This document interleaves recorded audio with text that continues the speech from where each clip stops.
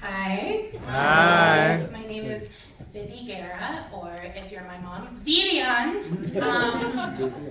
So I am the daughter of Cuban immigrants. They did actually swim, but it was a little shorter of a swim. Yeah. Now, my mom is pretty American for the most part. If you meet her, she doesn't really have an accent unless you piss her off.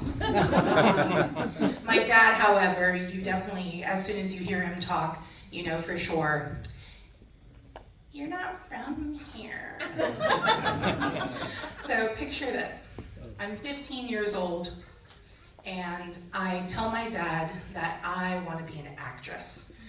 And he goes, Vivi, are you sure? Okay, you know, that's a lot of work. That's a lot of work. I'm like, no, Dad, I'm dedicated. I'm ready to go. I'm ready to do this.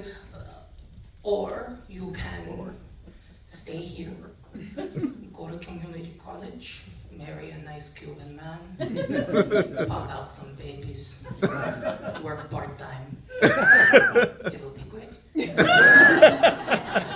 I'm like, no thanks. Fast forward, I'm 20 years old, I bring home a boyfriend for the first time, and he's black. Oh. Yeah.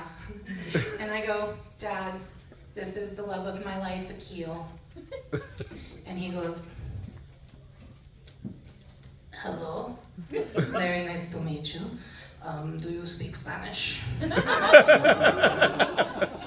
Akil was like, no, I took French in high school. And then my dad's like, are you always this dark?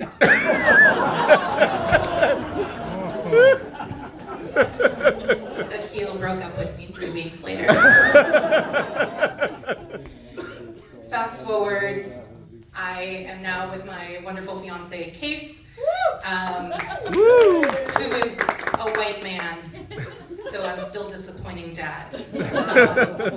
And my dad's like, well, I remember Case told me after he proposed to me that he didn't ask my dad because I'm not cattle.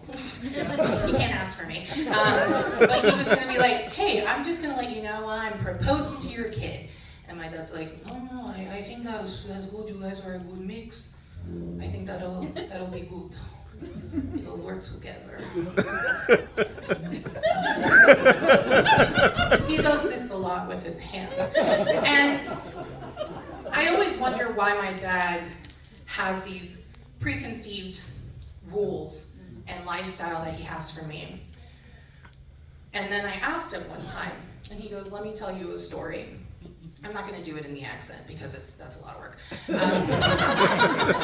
So my dad came to Miami, Florida from Cuba when he was 16 years old, right at the cutoff where boys are forced to go into the military, whether they want to or not. His stepfather, Billy, had gone to Miami 10 years prior, and it took 10 years for Billy to be able to get my dad and my grandmother to America. Now, I don't know if you know a lot about communist Cuba, Castro Cuba, but they talk about it being everything is equal. Everyone has the same thing no matter how much money you make. That's not true. People at the top get all the money. People at the bottom get jack shit. Kind of similar to another country.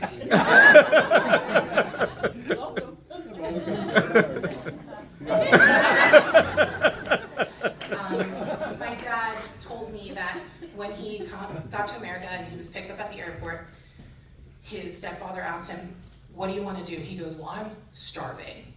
So he took him to the best American burger joint, Wendy's. And my dad was looking at the menu overwhelmed. And he goes, well, which one can I get? And his stepfather was like, whichever you want. So my dad ordered a Dave's double with a large fry and a chocolate frosty. Oh. He ate the whole thing in 2 minutes. And then he turned and he's like, can I get another one? his stepfather said, you can get as much as you want. They went to the store, and in Cuba, you have rations. You're only allowed to buy enough for your family, which is never enough. And my dad and my grandmother were so overwhelmed by the fact that all of this food and all of these produce were just laying out there, and if you had the money, you can buy it. They were sobbing in the middle of a Serrano's in Miami, Florida, on the corner of Coral Gables and 42nd Street, and people were looking at them like, what the fuck is wrong with these people? I know avocados aren't in season right now.